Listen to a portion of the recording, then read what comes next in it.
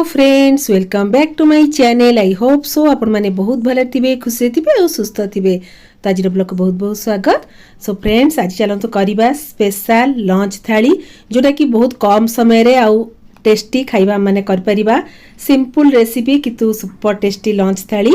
तो एठी मु नेई लकी माने लाउ। तो ये आम बेसी बेंगलोर लंबा टाइप लाउ गुड़ा मिले, ओडिशा रे खास करी जो गोल लाउ गुड़ा मिले ता टेस्ट बहुत बढ़िया लगी थाए। तो ये कसी लाउ मत भल मिल तो ताकू छोट छोट करके काटी नेबी। आज मु लकी और आलू पकईकिना बेसर करी। आपण माने लकी सहित सारू मिसेकिना भी बेसर कर पारिबे। तो ये लकी को छोट छोट करी काटी नबा, ता सहित आलू को भी छोट छोट करी काटी नबा। लाउ रे तो बहुत डिफरेंट टाइप रो रेसिपी अच्छी। मु लाउ पकोड़ी कर देखी, डाली सहित लाउ ऐड करके भी केमती कर पाइबा ता रेसिपी देइतिली। आ भुट्टा डाली लाउ पकईकिना केमती तरकाटा करिबा तार रेसिपी मो चैनल अच्छी, आपण माने जाई देखि परिबे। तो ये मु लाउ आलू पकईकिना तार बेसर करी, पूरा सिंपल उपाय और जल्दी भी हो खाया भी सुपर टेस्टी लगिबो। तो ये आलू और लकी को काटिकिना ताको भल कि धोईकी रखिदेली। आप गोटे मसलाटे रेडी करनबा। ये छोट साइज रो गोटे पियाज ताको चुना चुना करी काटी नेली। आउ हाफ पियाज काटिकी रखी ताको मसला रे ऐड करबा। तो ये 2 स्पून येलो सोरिष नहीं जा, 1 स्पून ब्लैक सोरिष नहीं जा, आ 1 स्पून गोटा जीरा नहीं जा।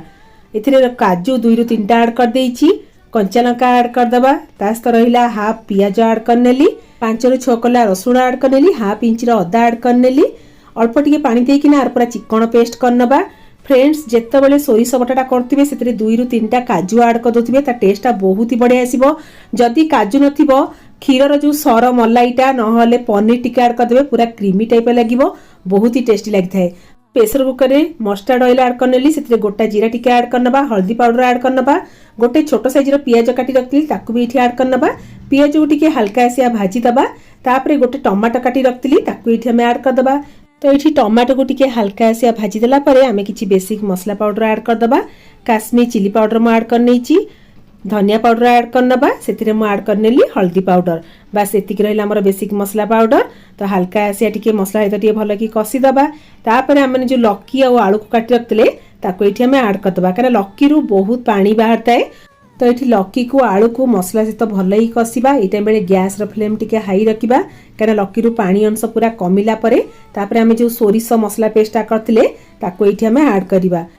तो ये लकीटा भलसे कषा हो गला परे लास्ट को स्वाद अनुसार लुण ऐड करनबा।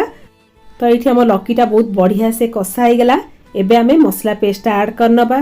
तो लकी तरकारीटा जदि प्रेशर कुकर रे करिवे बहुत बढ़िया से सिझी जिवो, आ ता टेस्ट ही बहुत बढ़िया आस्ताय। करे कले टिके टाइम लागथाय। तो मु कम समय भितर सब चेष्टा करे हम लंच थालीटा करिया पई, कारण टाइम बहुत कम थाए लंच टाइम बेले मते करिया पई। तो ये मसलाटा बहुत बढ़िया से कषि देकिना सोरिष बटा पानीटा भी देदेली। एबे प्रेशर कुकर सीटी देदबा। Gas flame medium to low रखिबा। 2टा सीटी आसला पर्यंत वेट करिबा। जेहेतु मु लकी बेसर करछि तो सेथिरे टिके बॉडी टिके भाजी देल ता टेस्ट बहुत भल आस्ताय। तो एठी करेई रे मु सोरिष तेल ऐड करी बॉडी टिके भाजी नेली।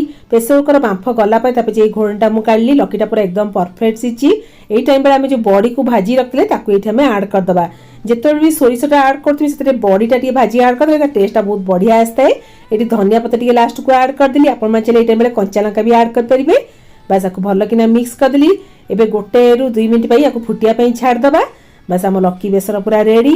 लास्ट को टिके चटपटा करिया पई आमचूर पाउडर छोट चमच रे 1 चमच ऐड करनेली। खाए पे जेम टेस्ट लागिवो, जेहेतु गोटे बेसर रहउची सेतरे बॉडी टिके खट्टा अंश रहले ता टेस्टटा बहुत भल आस्ताय। आपण माने चले ड्राई मैंगो भी ऐड कर परिबे, माने हमर जो आंबुल कहंती ताको ऐड कर परिबे। तो जदी आंबुल नथिबो आमचूर पाउडर टिके ऐड कर देबे, नहले लास्ट को लेंबू रस टिके भी ऐड कर देबे। खाए पे बहुत बढ़िया लागिवो। तो आम बेसर भी रेडी हो गला। एबे चलंतु मो पाखे गोटे छचिंद्रा थिला, भाबिली छचिंद्राटा को कोन करबी, तरकारी कल ता भल लागिवो। दीदीरा तरकारी खाए पे एमती भल लागेनी। तो ये मु छचिंद्रा को टिके मसला देकिना फ्राए करनेबी। छचिंद्रा को एमती पतला पतला लंबा टाइप एमती काटी नबा। तो बहुत जन को छचिंद्रा टोटाली भल लागेनी। तो यही टाइप करी खातु, टोटाली जानी परिबे नै जे छचिंद्रा मसला देकी फ्राए कराइची। तो छचिंद्रा को एमती पतला पतला करी काटी नबा। ताकू मु एटी भलसे आग धोई नेली। तो छचिंद्रा बदल रे आपण माने पोटल को भी एमती फ्राए कर परिबे। तो ये किछटा मसला पेस्ट आम ऐड करबा। ये रसुण 7 ରୁ 8टा नहीं ताको भल किना छेचिकी फाइन पेस्ट करनबा। एई टाइम रे आपण माने कंचा लंका को भी पेस्ट कर परिबे जो माने राग खाउथिबे। तो ये रसुण छेचा 1 चमच ऐड करनेली। ता बासनाटा बहुत ही बढ़िया आसीबो मसला रे तला फ्राए करबा।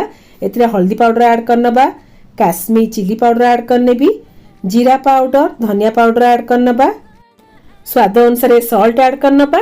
आ चाट मसला निहाती भाव ऐड करवा जमी चटपटा लगे खायापी। ए 2 टेबुल स्पून बेसन ऐड करनेली, 2 टेबुल स्पून कॉर्नफ्लोर ऐड करनबा। जदि कॉर्नफ्लोर नथिबो राइस पाउडर भी ऐड कर परिबे जेमति क्रिस्पी लागिवो खायापी सुपर टेस्टी लागिवो। ताकू भल किना मिक्स करदबा कारण छचिंद्रा रु बहुत पानी बाहर थाए तो एथिरे मु टोटाली भी पानी ऐड करिबिनी। सेथिरे देखंतु आराम से मोर मिक्स हे गला। तो छचिंद्रा को फ्राए करिया पे एठी मु करेई बसी देली, सेथिरे रिफाइन ऑयल ऐड करनेची। आपण मन चला को तावा रे भी टिके तेल ऐड करिकिना भी आको भाजी पारिबे। तो एठी मु राशि 2 चम्मच ऐड कर देली, सुपर टेस्टी लागिवो। राशि रो बासनाटा बहुत ही बढ़िया लागिताए। तो एठी हल्का से आको मिक्स करनेली। फ्रेंड्स एठी मु टोटाली पानी देनी किंतु छचिंद्रा रो पानी अंश बाहर की बहुत बढ़िया से हमर मिक्स हे हिची। तो तेलटा भल कि गरम है परे आम जे छचिंद्रा को फ्राए करनबा।